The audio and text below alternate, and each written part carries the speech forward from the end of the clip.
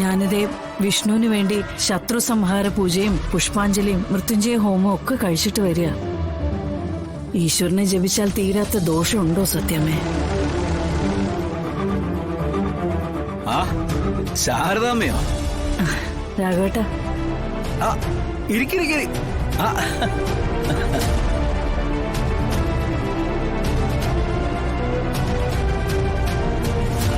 ഇരിക്ക് ശാരദാമ്മേ. വിഷ്ണുവിനെന്തോ അപകടം വരുന്നു.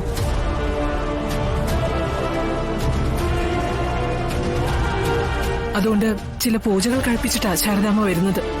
ഇനിയിപ്പോ ഭാമയും തുടങ്ങും ക്ഷേത്രങ്ങൾ തോറും വഴിപാട് കഴിക്കാൻ.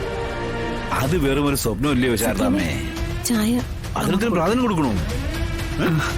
കൊടുക്കണം.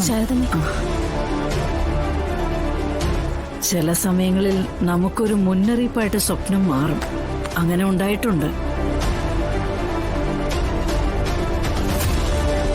വിഷ്ണുവിന്റെ കാര്യത്തിൽ നമ്മൾ പ്രത്യേകിച്ചും ഭയക്കേണ്ടതുണ്ട്. ദിവസം ചെല്ലും തോറും ശത്രുക്കളുടെ എണ്ണം കുറഞ്ഞല്ലോ, കൂടി വരികയല്ലേ? ശാരദാമ്മ പറഞ്ഞത് ശരിയാ. ഇപ്പൊ നടത്തുന്ന ബിസിനസ്സിലേക്ക് ഞാനും വിഷ്ണുവും ഒരിക്കലും കടന്നു വരികയില്ലെന്ന് പലരും കരുതിയിരുന്നത്. ഞങ്ങള് വരാതിരിക്കാൻ വേണ്ടി പലരും പല രീതിയിലും പലതും പറഞ്ഞിട്ടുമുണ്ട്. പക്ഷെ എന്നിട്ടും വിഷ്ണുവിന്റെ ഒറ്റ മെടുക്കില ഈ ബിസിനസ് നമ്മൾ തിരിച്ചുപിടിച്ചത്. അപ്പൊ പിന്നെ പകയും വിദ്വേഷവും ശത്രുതാ മനോഭാവവും ഒക്കെ ഉണ്ടാവും. നിങ്ങൾ രണ്ടുപേരും എന്തൊക്കെ പറഞ്ഞാലും ശരി, എന്റെ കാഴ്ചപ്പാടിൽ വിഷ്ണുവിന്റെ ആപത്തൊക്കെ മാറിയെന്ന് തന്നെ എനിക്ക് തോന്നുന്നേ.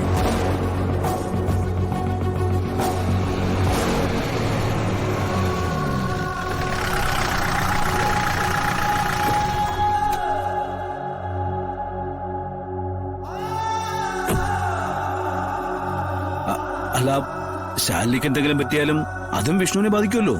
അത് തന്നെയാ പറഞ്ഞത്, മൃത്യുവിന്റെ അപഹാരം ഉണ്ടെന്ന്.